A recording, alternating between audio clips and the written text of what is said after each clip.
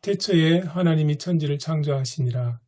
땅이 혼돈하고 공허하며 흑암이 깊음 위에 있고 하나님의 영은 수면 위에 운행하시니라. 하나님이 이르시되 빛이 있으라 하시니 빛이 있었고 빛이 하나님 보시기에 좋았더라. 하나님이 빛과 어둠을 나누사 하나님이 빛을 낮이라 부르시고 어둠을 밤이라 부르시니라. 저녁이 되고 아침이 되니 이는 첫째 날이니라. 하나님이 이르시되 물 가운데 궁창이 있어 물과 물로 나뉘라 하시고 하나님이 궁창을 만드사 궁창 아래의 물과 궁창 위의 물로 나뉘게 하시니 그대로 되니라. 하나님이 궁창을 하늘이라 부르시니라. 저녁이 되고 아침이 되니 이는 둘째 날이니라. 하나님이 이르시되 천하의 물이 한 곳으로 모이고 묻이 드러나라 하시니 그대로 되니라. 하나님이 묻을 땅이라 부르시고 모인 물을 바다라 부르시니 하나님이 보시기에 좋았더라.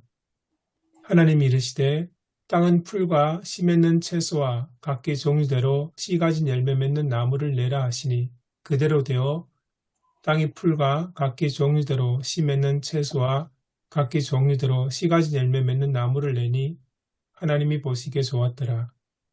저녁이 되고 아침이 되니 이는 셋째 날이니라.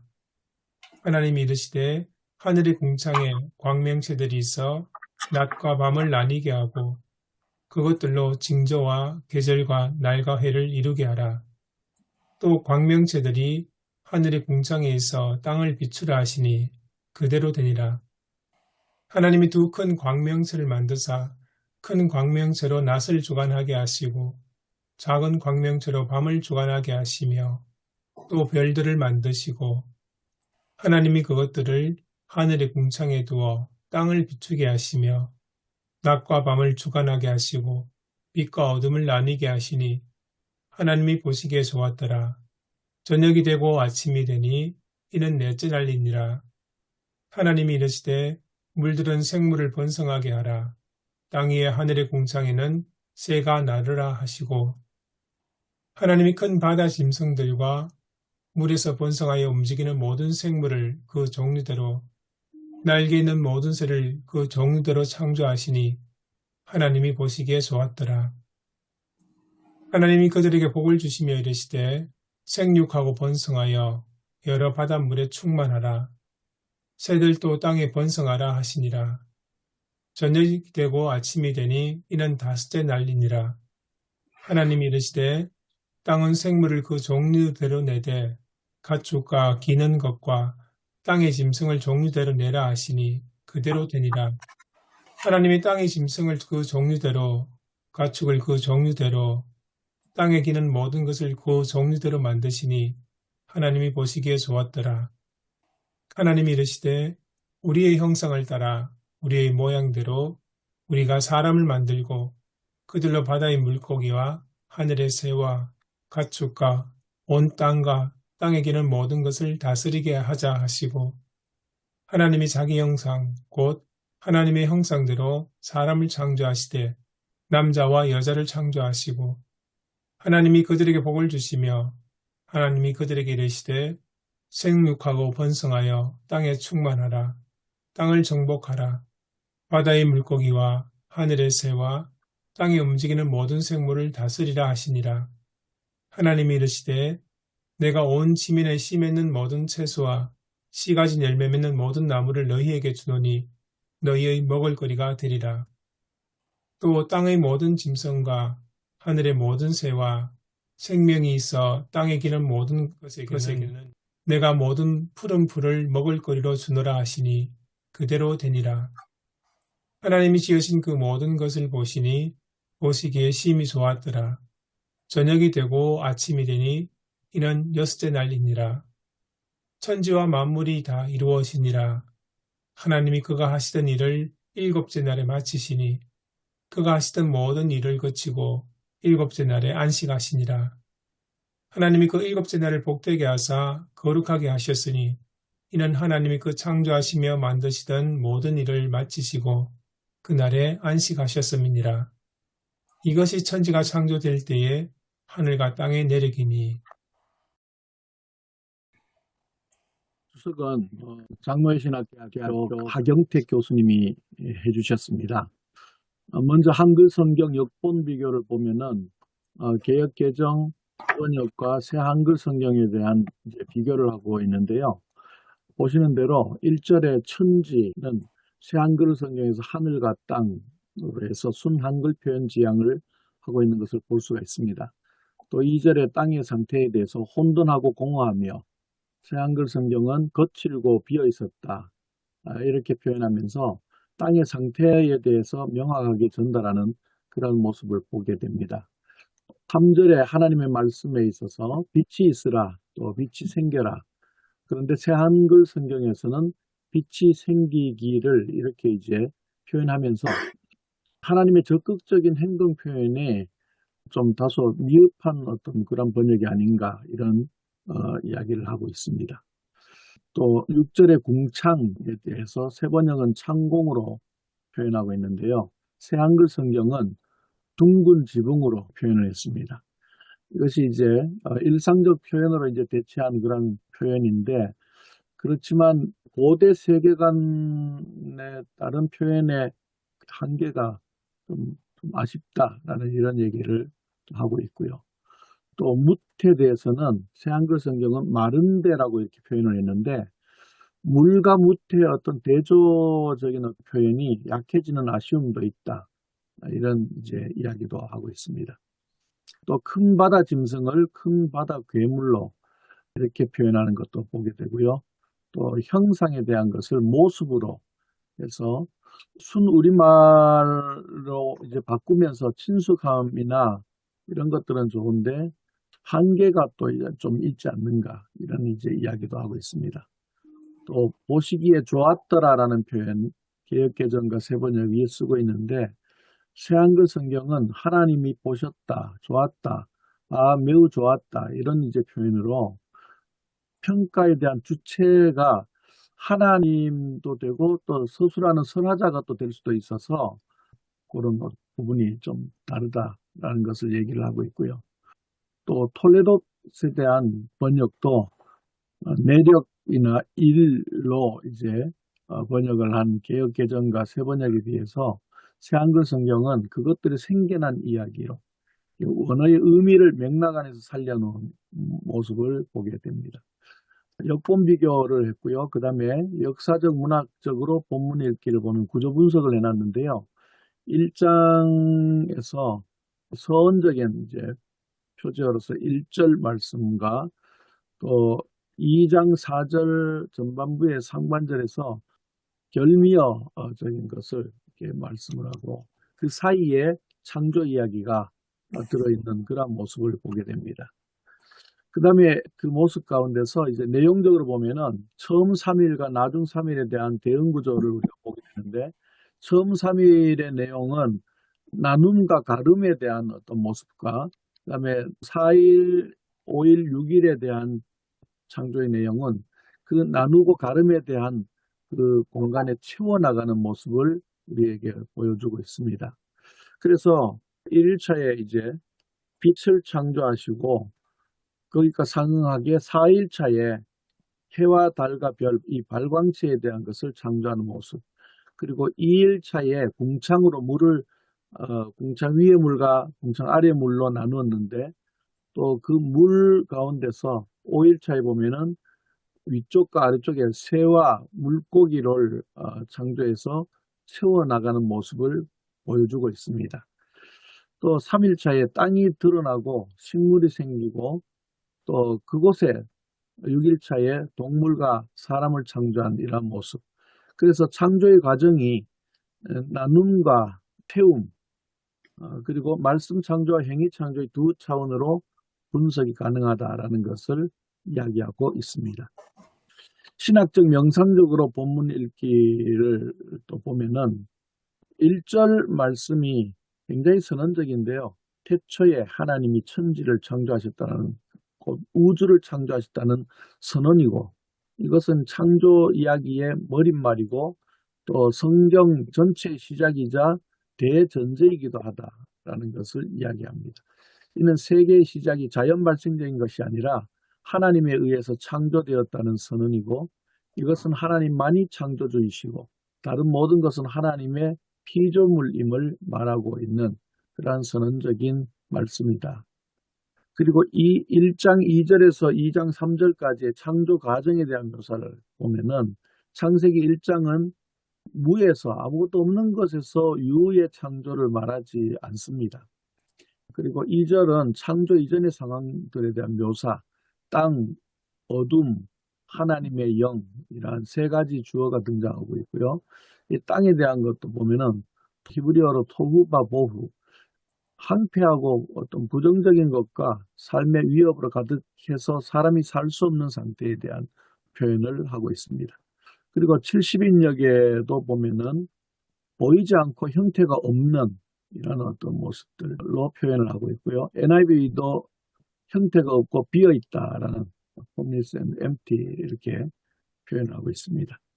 창세기 1장의 창조 과정은 이러한 어떤 하고 부정적인 어떤 사람이 살 수 없는 것을 살만한 곳으로 만들어가는 것으로 나타나는 그러한 모습을 우리에게 보여주고 있습니다. 1일차부터 날별로 창조해 나가는 내용에 대해서 한번 보면요. 그래서 1일차에는 빛을 창조하시고 신학적인 의미는 혼돈의 상징인 흑암을 제한하고 생명의 조건을 만들고 형성하는 모습을 보여주고 있고 2일차의 궁창으로 물을 나누는 것은 공간을 창출하고 수직적인 분리를 일단 하고 난 다음에 특이한 것은 이 2일차에 궁창으로 물을 나누었을 때에 하나님께서 보시기에 좋았더라는 말씀이 없습니다. 그것은 나눔이 아직도 미완성인 상태를 이야기하고 있다는 이야기를 하고요. 또 3일차에 물이 모이고 또 육지가 드러나고 이런 어떤 모습들 가운데서 수직적인 어떤 분리뿐만 아니라 수평적인 어떤 분리도 완성을 해나가면서 마침내 거기에서 좋았다라는 그런 표현이 또 나타납니다. 4일차에는 말씀드린 대로 또 빛 가운데서 해와 달과 별을 창조하는 어떤 모습입니다. 식물을 창조하고 난 다음에 왜 해와 달과 별을 다시 이야기를 할까에 대한 것도 잠시 언급하는데요. 그것은 이제 고대 이스라엘의 상황에서 비춰볼 때 큰 의미가 있다는 이야기를 하면서 주변 세계 그 당시에 태양을 숭배하고 아시다시피 뭐 애굽의 파라오는 태양신의 화신이라고 이렇게 믿기도 하고 이런 어떤 모습들 가운데서 태양과 같은 것이 창조주일 수는 없다. 그것이 땅과 생명을 창조한 것이 아니다. 창조는 홀로 하나님의 작품이다라는 이야기를 하고 있습니다. 그래서 창조주는 오직 하나님이라는 이야기를 하고 있고요. 5일차에 물고기, 새, 어류와 조류에 대한 것을 창조하시고 이런 모든 것들을 이제 채워나가는 그리고 신학적인 의미는 그 탄인 같은 이런 혼돈의 그 짐승, 괴물도 하나님의 창조물로서 그대로 기록하면서 혼돈조차도 하나님의 주권 아래에 있다라는 것을 이야기를 하고 있다라는 이제 의미를 찾고 있습니다. 6일차에 동물과 인간을 창조하시고 생명으로 부르시는 분 하나님에 대한 것을 말씀하고 있습니다. 그리고 7일차에는 안식하셨다라는 것. 창조의 완성이 안식을 하시는 것이고 안식을 통해서 다시 그 창조의 목적도 이룰 뿐만 아니라 재창조로 이런 어떤 하나의 사이클을 만드는 것을 우리가 보게 되어집니다. 인간 창조에 대한 것을 보게 되면은 1장 26절로 31절 말씀 인간은 우주적인 이러한 그 피라미드의 정점에 있다. 또 하나님의 형상으로 창조되었다는 것. 그리고 바다와 하늘과 땅의 모든 생물들을 다스리는 권한을 위임받은 그리고 그 모습이 아닌 어떤 형태나 어떤 모습이 아닌 사명과 관계성, 책임에 대한 것을 이 하나님의 형상 가운데 말하고 있다라는 얘기를 합니다. 그리고 이스라엘 신앙, 하나님이 인간 형상을 닮은 것이 아니라 인간이 하나님 형상을 닮은 존재로서 창조되었다라는 것을 이야기하고 있고요. 창조주인 하나님의 대리자로서 피조물을 우리가 다스릴 때 공평과 정의로 다스려야 한다. 우리가 착취나 억압을 하면 안 된다라는 것을 이야기를 하고 있습니다. 그리고 매우 좋았다. 창조의 조화로움, 완전성, 심미적 아름다움을 포괄하는 평가가 매우 좋았다라는 이런 표현에 담겨 있습니다. 마무리한 결미어로서 2장 4절 상반절에 톨레도라는 이 단어, 계보, 내력, 족보 등으로 번역이 되어지는데요. 창세기 전체를 구성하는 두 축 중에 하나라고 합니다. 그런데 이 2장 4절에 있는 이 다시 나타나는 톨레도시 이중적 기능을 한다고 하면서 앞의 이야기에 대한 마무리와 함께 그 다음 이야기, 2장 4절 하반절로부터 3장 23절까지의 말씀을 준비하는 말씀으로 등장하는데요. 창세기는 참고로 10개의 톨레도트로 구성된 책이라고 이야기를 하고 있습니다. 본문 주석에 대한 그 설교 적용에 대한 것도 제시를 했는데요. 핵심 주제는 첫 번째는 하나님은 창조주시다. 그래서 이 세계의 주인이시고 창조주시고 질서를 세우신 분이시다. 두 번째로 무질서에서 질서로 분리와 체험을 통해서 피조물이 제자리를 찾게 하시고 서로 조화를 이루게 하시고, 세 번째로 또 인간은 창조의 절정이다. 하나님의 형상 이마고대로 창조하셨다. 다스리는 권한도 위임하셨다. 그래서 우리는 책임 있는 대리자가 되어야 된다라는 얘기. 그 다음에 네 번째로 안식으로 창조를 완성하셨다. 7일째에 안식을 하시고, 이것은 단순한 휴식이 아닌 창조의 완성이고, 또 인간은 안식일을 지킴으로 이 안식에 참여를 해야 된다라는 내용으로 설교 적용점에 대한 주제를 얘기를 하겠습니다. 설교에 대한 것은 일동 동부교회 김성일 목사님 하셨는데요. 별반 다르지 않게 쭉 주석에서 다루는 내용이 거의 그대로 설교로 또 이렇게 잘 적용되어진 것을 보게 됩니다. 함께 생각해 보기에서 첫 번째로 교회 공동체 안에서 무질서에서 질서를 세우시는 하나님의 동력자로 우리가 온전히 서 있는가? 아니면 목회자의 위치를 사용해서 스스로 질서의 주인이 되고자 하는 것은 없는가? 이런 어떤 부분에 대해서. 또 두 번째 질문, 성도들을 대할 때에 사회적 신분이나 혹은 교회에 끼치는 영향력을 고려하면서 차별화하여서 대하는 것이 아닌 진정으로 하나님의 형상을 가진 존재로 그 존엄성에 합당하게 우리가 대하고 있는가? 혹은 그런 목회를 하고 있는가? 세 번째 질문, 안식을 창조의 완성으로 가르치고 있는가? 아니면 나 자신도 안식 없는 목회를 미덕으로 삼고 있지는 않는가? 이런 생각해 보기 질문을 드립니다. 이상입니다. 예.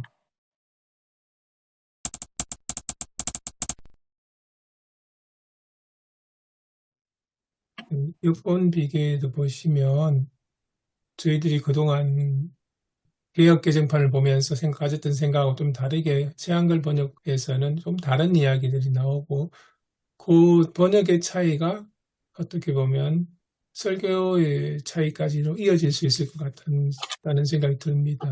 그래서 그 6번 비교에 나오는 몇 가지 중요한 이야기들을 함께 이야기를 나눠봤으면 좋겠습니다. 그 중에 하나가 처음에는 이제 천지, 하늘, 땅, 하늘과 땅, 이거 순수 한글로 번역한 거라고 볼 수 있는데요. 그거 말고 땅 이전에 그 세상을 표현할 때 혼돈하고 공허하며 이렇게 개역 개정판에 번역되어 있지 않습니까? 근데 새 한글 번역에는 거칠고 비어 있었다, 그렇게 번역되어 있습니다. 이 부분에 대해서 주석에서도 잠깐 언급을 하고 있는데요. 그러니까 턴이 이제 우리 하나님 성지 창조 이야기할 때 그 무로부터의 창조 이야기를 많이 하는데, 어떻게 보면 이 본문의 내용만으로 보면 무로부터의 창조라기보다는 어떤 땅의 존재, 비어있는 존재로부터의 창조, 조금 다른 해석과 설명이 가능하지 않는가 싶어서 질문을 드립니다. 이 번역을 어떻게 목사님들 보시고 이해를 하셨나요? 저는 혼돈이라는 것에 대해서 카오스의 상태에서 그 바라 동사가 어떤 면에서 질서를 세우다, 코스모스로 나아가는 그런 어떤 것으로 이해를 하고 있었습니다. 그러니까 그거는 이제 없는 상태가 아니죠. 무가 아니라 어떤 혼돈스러운 상태, 카오스의 상태이죠. 정리 안 되고 무질서하고 거칠고 황량하고 어떤 이런 상태. 근데 이거 한번 생각해 보셨습니까? 영택 교수님이 주석을 하면서 왜 폰나트 이야기를 안 했는가 하는 생각이 드는데, 폰나트에 따르면 창세기의 장 기록 엘로힘으로 지금 본문 나오는 이 본문은 유대인들이 바벨론 포로 이후에 다시 예루살렘으로 귀환했을 때에 포로 이전기의 아름다운 성전이라든지 또 화려한 예루살렘 성은 온데간데 없고 황무지로 변하고 성전은 완전히 회파되고 이제 그런 상태에서 창세기 1장 땅이 혼돈하고 공허할 때에 그런 포로기 이후에 예루살렘과 성전의 모습을 보면서 하나님의 창조의 아름다운 모습을 회상하면서 그때를 다시 복구한다, 회복한다. 그런 취지로 시작했다는 그런 이야기가 있거든요. 창세기 1장, 1장, 2장, 3장, 4절까지 언제 기록했느냐 하는 그것도 관련되겠습니다. 포로기 이후에 이스라엘의 현실이 반영된 창세기 첫 장으로 아마 이걸 말씀하시기 너무 조심스러웠던가 하는 생각도 들어요. 자료 가설에 이제 따르는 것이겠고, 우리 보는 추리 성경해설에 이제 그 설명을 짧게 하네요. 뭐라고 했습니까? 네, 이 자료가 생긴 때는 아마 고레스 대왕 기원전 529년 즈음에 세운 페르시아 제국 시대와 관계가 있다고 보아야 할 것이다. 예, 맞네. 그래, 이런 정도로 예, 네, 추리 성경은 제안합니다. 예, 그런 동일하네. 그러면 무로부터의 창조이기보다는 무질서에서 질서를 이렇게 보면 되겠습니까? 오히려 그런 경향이 더 정확할 것 같습니다. 정신을 목사님께서 말씀하신 것처럼 아무것도 없는 것에서 하나님께서 세상을 창조했다기보다는 여기 나오는 주석에도 나오는 것처럼 황폐하고 부정적인 것, 그 무질서, 혼돈으로부터 질서를 정하고 질서를 정한 그 빈 공간에다가 생명을 창조하셨다. 그게 오늘 주석에서 그런 식으로 설명을 하시거든요. 창세기 1장에서 다룬 이야기가 어떻게 보면 혼돈에 질서를 부여하고 생명이 가능한 세계를 만드시고 그곳에 생명을 채우신 하나님의 절대 주권 이야기, 창조 이야기 그런 의미 자연스럽지 않을까. 오늘 주석을 보면 이제 그런 느낌도 많이 받습니다. 교수님 말씀하셨던 이스라엘이 바벨론 포로에서 다시 러시아 돌아왔을 때 그 상황하고도 얼추 이제 그 상황을 그리면서 이스라엘 민족의 등장하고도 많이 연결되지 않는. 지리 주석에도 이제 이 자료는 이스라엘이 생겨난 역사와 이스라엘 부름받음 사건을 세계와 인류 역사에 자리매김하려는 목적을 갖고 있다. 이렇게 주석을 달아놨거든요. 그리고 거기 번역에 개역개정판은 궁창이라고 번역되는 것을 새한글에는 둥근 지붕으로 번역을 했다고 하거든요. 이건 이제 둥근 지붕 그러면 우리 현대 사람들한테 머릿속에 떠오르는 이미지는 이스탄불의 뭐 소피아 사원이나 그런 느낌을 먼저 떠올리는데 궁창, 둥근 지붕, 세 번역에서는 창공이라고 번역이 되는데 이게 오늘 주석에도 설명하시기를 이 부분의 번역이 오히려 고대 그 당시의 세계관을 이해하는데 방해가 된다는 그런 식으로 이야기를 하셨거든요. 그 비슷한 게 이제 또 형상과 모습이 번역 차이 있습니다.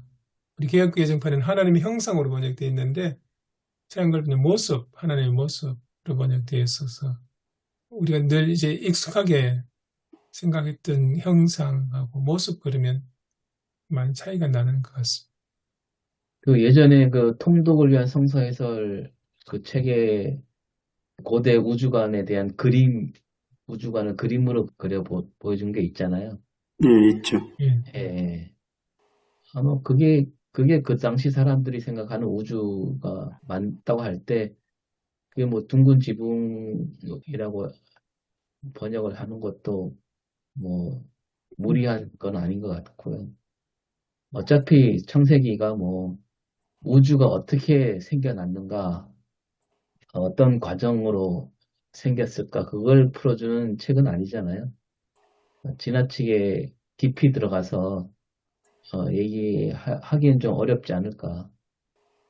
그래서 다시 한번 폴라트 이야기를 하면, 폴라트는 이제 그렇게 설명하면서 이때 창세기를 기록할 때에 사람들이 갖고 있던 소위 말해 세계관은 바벨론 시대라고 생각하거든요. 그렇기 때문에 그 궁창이라는 것도 그 시대의 하나의 어떤 우주관, 세계의 모습을 이제 그리면 지금 뭐 둥근 지붕에도 별로 무리 없는, 조심스럽긴 합니다. 그 창세기 하면 보통 세계의 뭐 기원, 뭐 생명의 기원, 다 이제 기원 쪽을 이제 전제를 하고 이제 보는데, 포나트를 따라가면 이제 이거는 굉장히 역사 아니겠습니까? 창조의 기원보다는 역사, 바벨론 포로기를 거쳐온 이스라엘 그 당시의 현실 문제부터 시작합니다. 어떤 세계를 만들 거냐면 무질서에서 질서로, 생명의 창조로. 물리적인 우주 공간에 대한 창조로 창세기를 읽으면 많이 오해하기가 쉽겠다는 생각 자주 하고요. 네, 뭐 말씀하신 것처럼 역사의 자리에서 읽는 게 좋지 않을까 저는 생각합니다. 혹 이제 뭐 저작 연도에 대한 이런저런 이론들은 있을 수 있는데, 그래서 저는 그 저자가 누구인가를 추적하는 것보다 독자가 누구인가를 전제하고 읽는 방법을 쓰고요. 그래서 제가 이제 정하는 거죠. 요때 당시에 사람들이 읽는다면 어떻게 읽었을까? 이게 제가 성서 해석하는 방법인데, 폰라트는 이제 뭐 이런저런 실증이나 고증을 거쳤을 테고, 일단 기본적으로 신뢰한다면 어렵지 않게 독자도 뭐 그렇게 설정해도 되지 않을까. 그러면 바빌로니아로 잡혀간 혹은 페르시아에 아직 남아있는 사람들을 이 창세기의 독자로 보고 그 사람들이 어떻게 읽었을까? 이 본문을 읽었을 때 어떤 마음이었을까? 제 나름 이제 상상하면서 저는 모세오경과 구약성경을 주로 그렇게 읽습니다. 오늘 성경의 내용 중에 가장 중요한 해석 중에 하나가 하나님의 창조는 그 나눔과 채움, 혼돈에서 질서로 나아가는 창조 이야기, 그런 식으로 볼 수 있지 않을까 생각이 듭니다. 그러니까 이 내용을 가지고 함께 좀 또 이야기를 나갔으면 좋겠는데요. 이렇게 보면 창조 이야기를 좀 이렇게 볼 수는 있지 않을까. 뭐 단순히 뭔가를 하나님께서 만드셨다, 이런 행위만 아니라 피조물들을 위해서 피조물들이 각자 자기의 자리를 넣고 생명이 살아갈 수 있는 그 공간을 하나님께서 만들어 주셨다. 그렇게도 볼 수 있지 않을까 그런 생각이 듭니다. 기왕 역사의 자리에서 읽는다는 이야기를 하게 됐으니까요. 그러니까 바빌로니아 혹은 페르시아에 있는 유민 혹은 노예의 자리에서 창세기 뭐 1장 1절부터 3절까지 일단 읽었을 때 되게 강렬한 이야기였을 거라는 생각이 들고요. 바빌로니아 혹은 페르시아에 있는 뭐 흔히 이제 그 마루둑 같은 거대한 신상이 지배하는 땅에서 그게 아니고 하나님이 계셔. 근데 그 하나님이 보이지는 않아. 그게 성령 하나님이 운행하고 있다는 선언은 되게 강력한 위로 아니었을까. 그리고 그 사람들이, 위로를 받은 사람들이 새로운 날이 있어. 그러니까 페르시아에 살고 있는 하루하루, 노예로 살고 있는 하루하루가 아니고, 페르시아를 떠나서 광야를 통과해서 장차 들어가게 그리고 다시 재건할 수 있는 뭐 예루살렘 혹은 성전에 대한 기대를 갖기에 새로운 날이 있다.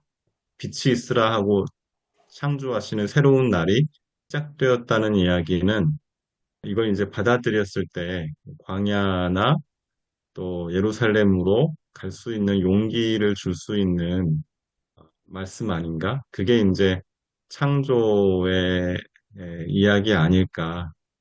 네, 일단 창세기 자체를 저는 그렇게 이해하고 싶습니다. 예, 충분히 일리가 있죠. 사실 바벨론 시대에는 자기들의 창조 신화가 있지 않습니까? 마르둑 신화인데 이제 파생해서 보면 바벨론 사람들은 밤 하늘의 별과 달과 이런 것들을 신으로 섬기는데 근데 지금 창세기는 그게 아니야. 그 달과 별과 이런 것들이 다 하나님이 창조하신 피조물이야. 이렇게 선언하고 또 옛날에 지나온 이집트만 해도 바로는 태양의 아들인데 태양신인데 그것도 신이 아니고 하나님이 창조하신 피조물일 뿐이야. 우리 하나님은 오직 세상을 창조하신 무질서에서 질서로 잡아가시는 뭡니까 이게 창세기 1장 같으면 엘로힘 하나님이실 뿐이야. 유일하신 하나님. 지금 첫 번째 선포는 그거 아닐까 하는 거죠.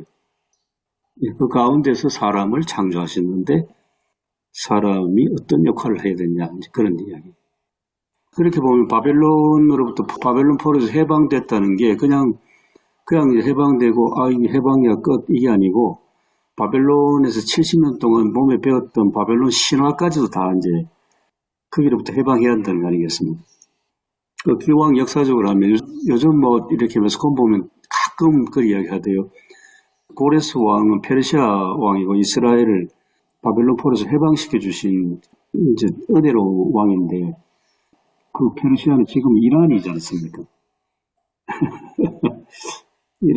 이스라엘이 그 은혜를 까맣게 잊어버렸다고. 너무 나간 비판인지 모르겠습니다만. 전쟁 가해자에게 할 수 있는 수사학적 비판인 것 같습니다. 조금 삐딱하게 보면 창조 신화도 어떻게 보면 너희들이 믿는 신보다 우리가 믿는 신이 더 나아, 더 높아, 더 대단해. 뭐 이런 측면에서 나온 이야기가 창조 이야기일 수도 있는 거죠. 그래도 이제 긍정적으로 작용했다고 생각하지만 지금 현실은 거꾸로 부정적으로 자기들이 더 낫다는 거를 보여주는 게 이제 전쟁으로 지금 치닫고 있는 것 같은데. 네.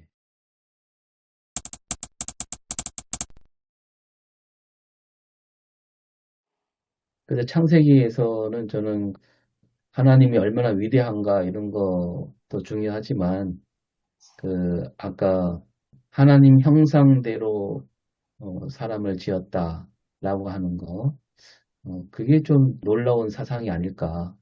그러니까 모든 사람이 하나님 형상으로 지음받았다라고 그렇게 착안한 게 저는 참 귀하고 놀랍게 생각이 듭니다.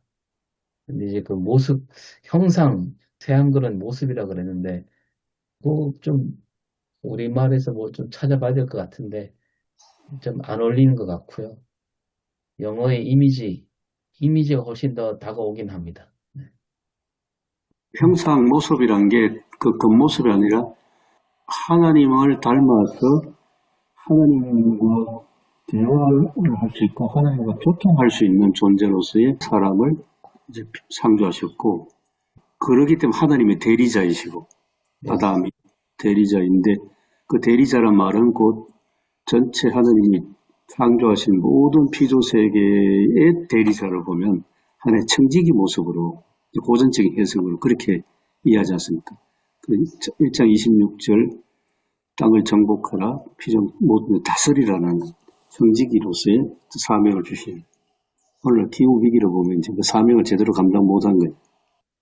굳이 얘기하면 저는 그거를 어떤 하나님과 인간 사이의 내적 일체를 얘기한다고 생각하고, 전에도 잠깐 얘기했지만, 요즘 현대 과학으로 보면 하나님의 유전자를 인간 안에 심어놓지 않았을까. 네. 칩을 심었듯이. 그래서 하나님을 닮았다는 것은 교수님 말씀하신 대로 하나님이 맡겨주셨다. 이렇게 우리가 봐야 되지 않을까 싶어요. 세상에 대한 다스림을. 우리한테 맡겨주셨다. 그런데 여기서 철학자의 책 보니까 이제 그리스 사상의 신인동향론 있지 않습니까? 예, 그건 부정된다는 거죠. 창세기에서는. 철저하게 인간의 위치는 하나님의 피조물로.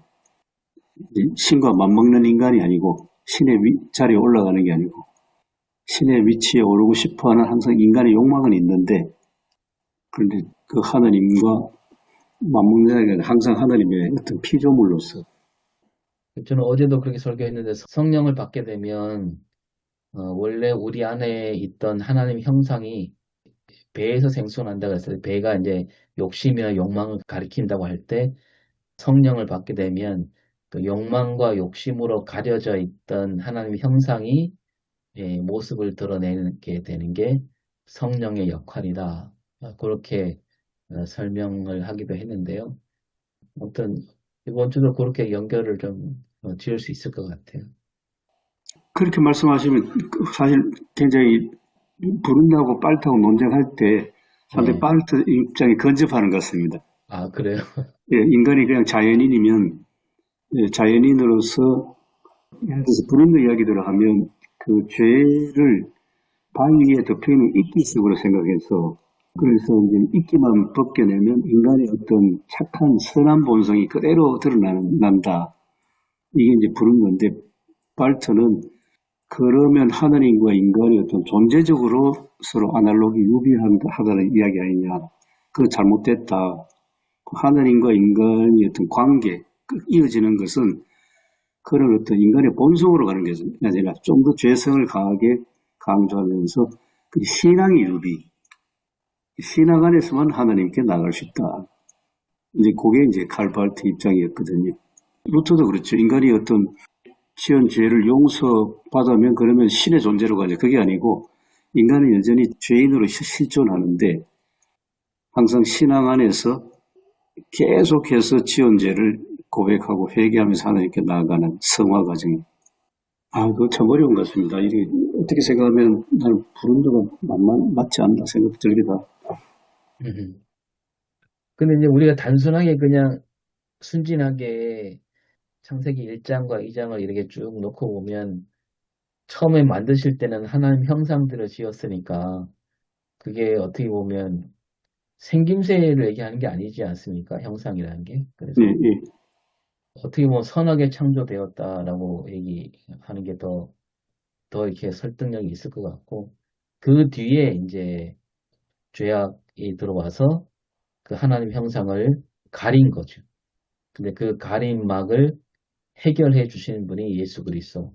뭐 이렇게 가면 조금 더 이렇게 맞지 않을까 싶은데요. 네. 가리는 것도 되고 분노마르트식으로 가면 관계성이 완전히 삐뚤어지고 왜곡됐다는 거예요. 예. 예, 그걸 이제 바르게 연결해 주는 분이 예수 그리스도. 그리고 저는 이제 한편으로 하나님의 형상이라고 했을 때 우리의 모양대로 그렇게 말씀하시잖아요. 성경은.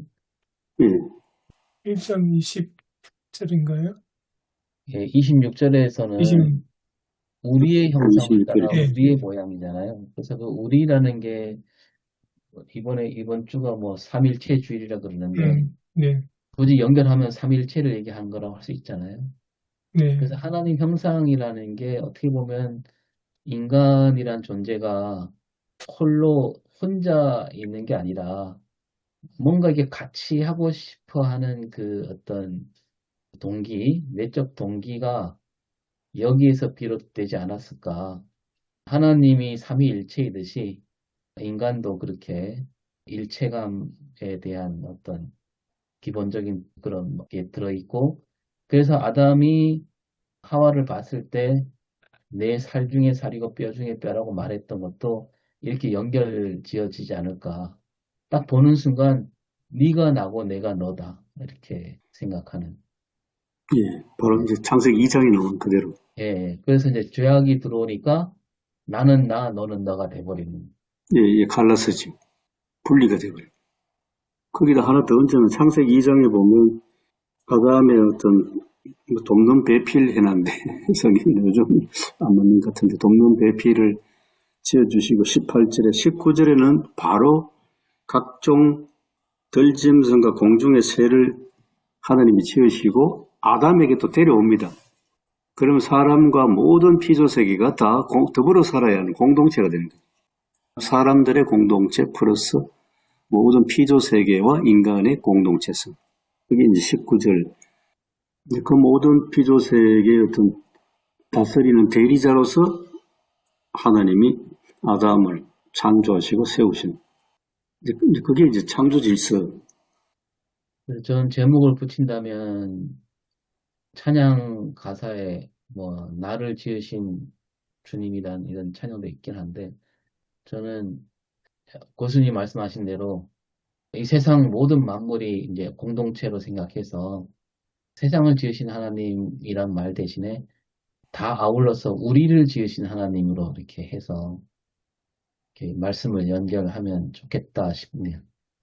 그래서 그 우리를 지었으니까 모든 사람 안에 우리라는 공동체에 대한 그런 마음이 심겨져 있다. 그래서 저는 이번 주도 성령 얘기하면서 내가 성령 받았는지 안 받았는지 어떻게 알 수 있느냐.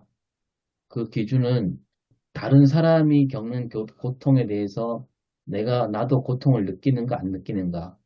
그걸로 판단하라 그랬거든요. 만약에 다른 사람이 어떤 아플 때 나도 아프다고 한다면 그 사람은 그 안에 성령이 있는 거다. 이거 연결을 해서요.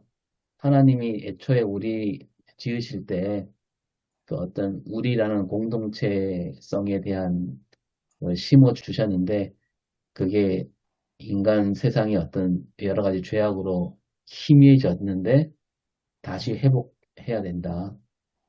그게 창조가 아닌가. 그런 게 또 새로운 창조가 아닐까 싶네요. 어제 노무현 서그 기념사에서 그랬습니까? 대통령이 하신 말씀을 얼핏 연설을 봤는데 각자 도생의 시대인데 각자 도생으로 살아가지 말고 공생공존해야 된다고. 네.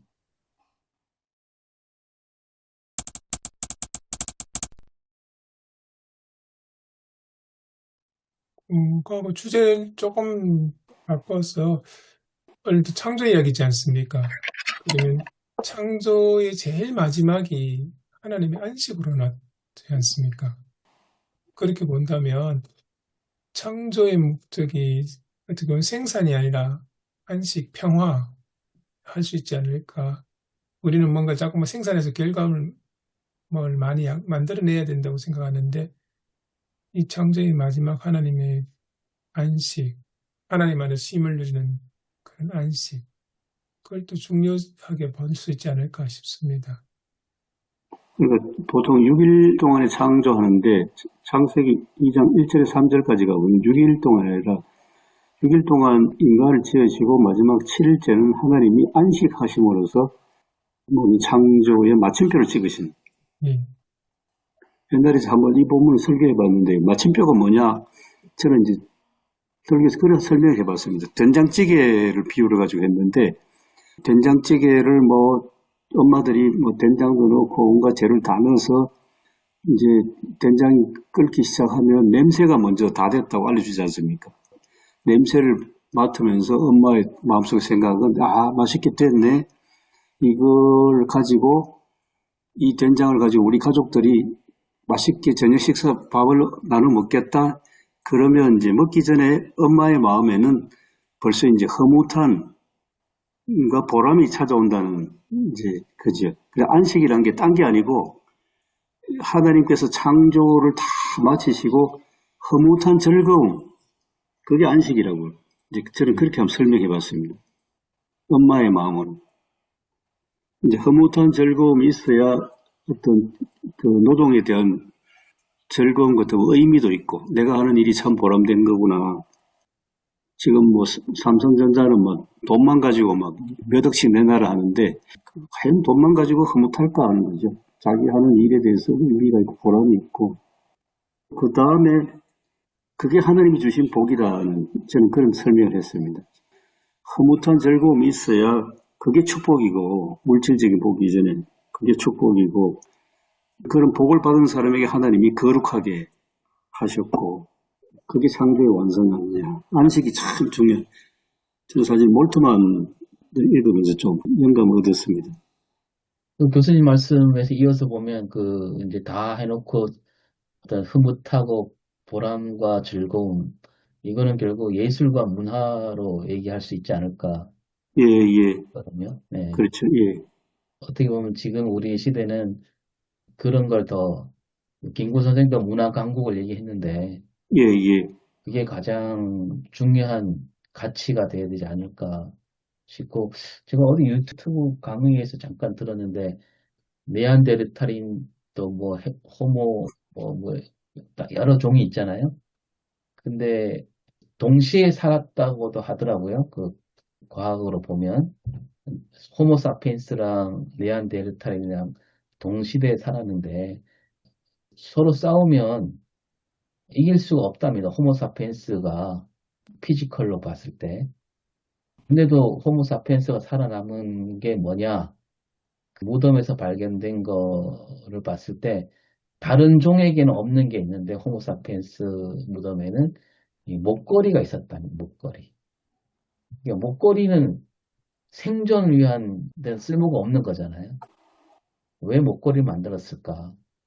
뭔가 이렇게 즐거움, 또 선물, 말하자면 이제 예술, 문화 여기에 관심이 있었다는 거죠. 호모사피엔스가. 그게 살아남는 힘이 되었다. 이렇게 강의하는 걸 들은 적이 있는데 그게 이제 안식과 다 연결되지 않을까 생각이 그렇죠. 듭니다. 예. 그리고 먹고 살기 풍부해야 문화가 오는 게 아니라 가난해도 먹고 살기 힘든 가운데도 뭐 문학, 음악, 미술, 뭐 등, 기타 등등의 모든 어떤 예술성, 이 문화의 힘, 이게 기본적으로 받쳐줘야 하는. 이거 우리나라 농경 문화가 살짝 비슷하지 않습니까? 이게 그냥 먹고 살기 위해서 막 몸부림치는 걸 약간 넘어서서 일하면서 노래하고 예, 예. 그런 노래들이 많이 만들어졌던 게 좀 비슷하지 않을까. 그게 오늘 우리 K 문화 강국을 만드는 밑거름이 되지 않았을까 그런 생각이 듭니다.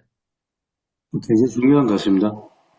요즘 뭐, 좀 좋은 시절에 좀 흔히 우리 막 사회에 떠들썩하게 하던, 그러니까 스타벅스, 그쪽 표현하는 소위 말하는 그들의 문화 보면 굉장히 혐오감, 배제감, 파괴력, 뭐 이것만 난무하는데, 그게 아니라 어떤 생명을 자아내고 생명을 이제 전달하고 함께 즐거워하고 이게 이제 문화의 속성이 되어야 될 것 같은데 하나님의 창조의 마지막에 안식이라는 만큼 그런 점이 참 중요한 것 같아요.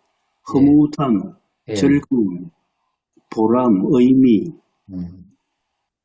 보시기에 좋았더라도 그런 측면에 예, 보시기 좋았더라고요. 예. 그 아름다움이 같은데. 요즘식으로 하면 하나님이 세상을 창조하실 때 우스개로 하루 8시간 노동하셨을까? 12시간 노동하셨을까? 노동의 어떤 고통만 생각하고 힘듦만 생각하면 보시기 좋았다는 말은 안 나타나지 않겠습니까? 예, 그렇죠. 하다리면 노동은 보시기 좋았더라고 이제 중간중간에 하는데. 안식이 이제 바빌로니아 페르시아의 자리로 또 가면 저항과 정체성의 의미가 또 있으니까요.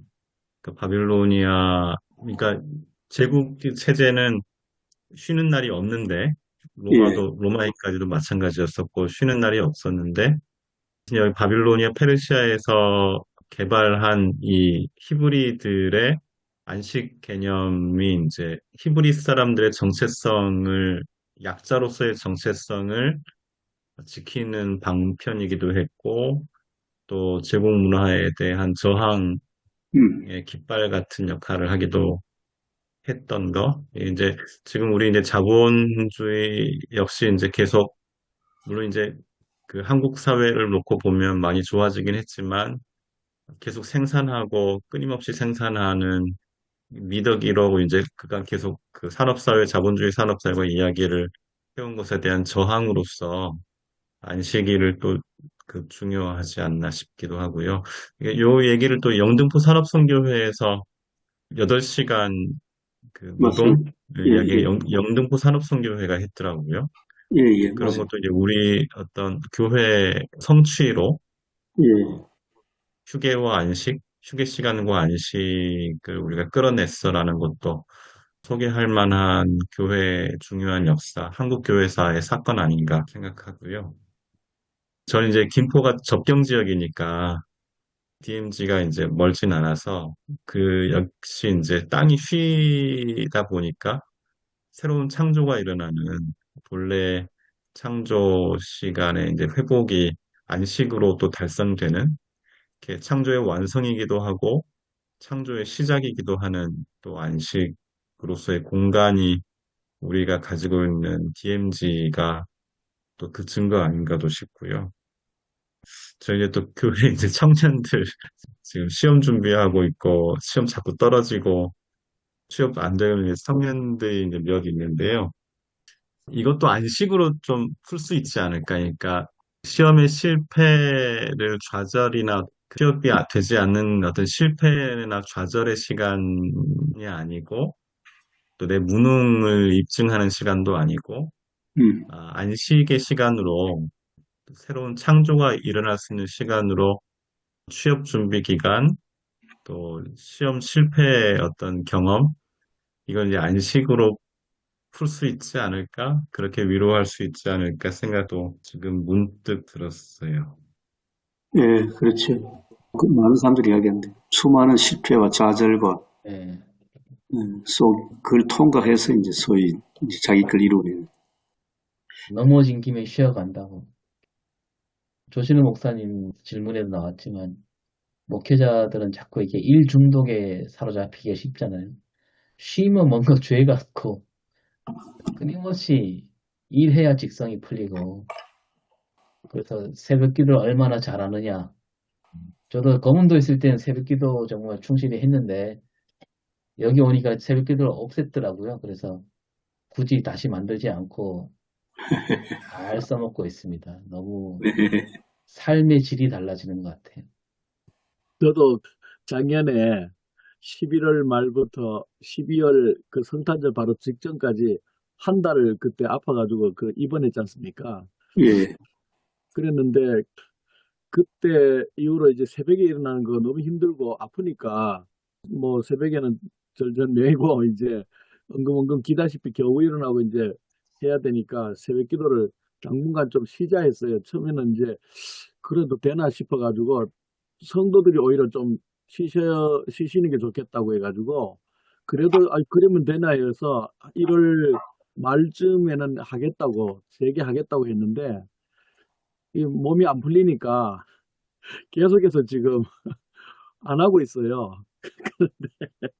새벽기도 알아서 뭐 다 이렇게 자율적으로 그냥 와서 기도하시는 분도 계시고 그런데 이게 또 안 하니까 마음에 불편함은 있는데 그 오 목사님 말씀하신 것처럼 목사의 삶의 질은 또 굉장히 좋아지는 것 같은 느낌도 있어요. 그래서 제가 좀 웃었습니다.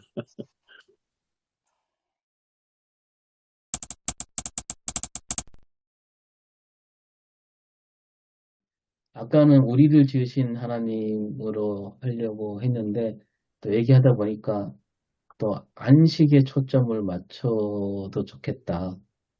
교회가 모여서 좀 이렇게 아름답게 어울리는 그게 하나님의 창조를 이어가는 교회로서 해야 될 일 아닌가. 그렇게 그쪽으로 또 바꿀까 생각이 드네요. 네. 저는 그냥 단순하게 드는 생각은 이런 어떤 원역사에 대한 거를 너무 깊이 파고들면 오히려 좀 어려워질 것 같아요. 그래서 좀 가볍게 오히려 다가서면서 이렇게 공감할 수 있는 어떤 그런 거를 해야 되지 않을까 그런 생각을 하고 있고요. 뭐 가령 예를 든다면은 그 무질서에서 질서를 세우는 어떤 그런 부분들을 가지고 이제 제가 알고 있기로는 아까 제가 말씀 잠깐 드렸었던 그 카오스에서 그 코스모스에 대한 얘기를 하면서 우리 화장도 이제 코스메틱이라고 그러잖아요. 그것도 이제 질서를 잡는 거니까 얼굴에서 이제 그 무질서한 상태에서 튀어나오는 어떤 코라든지 뭐 이런 것들은 좀 더 이렇게 튀어나오게 하이라이트를 주는 것이고, 또 뭐 눈 이렇게 밑에 이렇게 그 어떤 들어가는 어떤 섀도우가 필요한 부분들은 또 그렇게 이제 색을 넣으면서 또 옆볼이라든지 이런 터치를 통해서 좀 더 들어가게 하고, 이런 어떤 질서를 세우는 어떤 얘기들, 이런 것들도 약간씩 좀 곁들이면서 좀 가볍게 재미있게 좀 풀어가야 되지 않을까, 그런 생각이 좀 듭니다. 아까 말씀드렸던 청년 취업 준비하고 있고 실직한 청년들에게 안식, 예, 청년들 생각하면서 안식을 좀 이야기해 볼까 지금, 네, 될지 모르겠습니다. 일단 해보려고 합니다. 저는 지금 안식이 너무 없어서 부임한 3년 동안 목회자 월요일 날이 쉬는 날인데 사실 지금 3년 동안 월요일 날 계속 전도를 했어요. 아, 오전 전도, 오후 전도를 계속 했습니다. 근데 제가 이제 부임해 보니까 코로나가 딱 발생되면서 모든 전도가 올 수도 됐더라고요. 제가 교회에서 와 보니까 예배, 전도, 봉사, 교제, 교육 이런 게 다 예배만 되고 있고 올 수도비예요. 그래서 전도 저희 교회가 이제 선교 제일 교회이기 때문에 말 그대로 선교를 제일 많이 해야 되고 재정의 그 11조를 선교하는 데 쓰고 있거든요. 그래서 지금 와서 보니까 뭐 재정적인 그런 어려움들도 빚은 있고 또 그런 가운데서도 제일 첫 번째 전도를 부활시키자 해서 성도들이 이제 본인들이 막 월요일 날 해달라 그런 요청들이 있었어요. 그래서 좋다. 지금까지 하는데 오늘은 이제 대체 공휴일인 관계로 오늘은 이렇게 쉬게 되는데요. 근데 지금 제가 보니까 제가 안식이 없었던 것 같아요. 그래서 아까 목사님들 얘기하셨을 때 살짝 그런 마음이 있었죠. 새벽 예배 저희는 계속 있거든요. 오늘도 이제 새벽 예배가 있고 그래서 그런 새벽에 대한 쉼도 좀 필요한 것 같고 한데 저 역시도 그냥 지금 3년 동안 이렇게 제 삶을 돌아보니까 저도 안식 없이 바쁘게 너무 주변에서 저한테 그러거든요. 장거리 목회인데 빨리 가려고 하느냐. 단거리 목회가 아니다. 그런 말씀 많이 해주세요. 근데 뭐 저도 저를 이렇게 참 돌아보는 시간이 되었고요. 그리고 말씀은 한 내내 에스겔 37장에 있는 말씀처럼 그 마른 뼈들에게 그 생기로 말씀하신 것처럼 이 에스겔에게 그 바벨론 아까 포로 이야기하셨을 때 에스겔에게 하나님께서 이 뼈들이 능히 살겠느냐 소망이 없는 이 뼈들에게도 하나님께서는 에스겔에게 질문하셨을 때 에스겔이 주님만이 아십니다. 주께서 아시나이다 라고 대답했다라는 것을 우리가 알기 때문에 하나님께서 또 창조의 그 이스라엘 백성들을 다시 그 예루살렘으로 또 귀환하게 하시고 고국으로 돌아가게 하시는 것을 보면서 저도 지금 제 삶 속에서 앞으로 어떻게 제가 가야 될지는 오직 주님만이 아십니다. 그래서 설교도 방향이 아까 목사님들하고 같은 마음인 것 같아요. 제 삶에 너무 안식이 없었기 때문에 좀 안식으로 저도 가야 되지 않을까 하면서 이렇게 생각을 했습니다.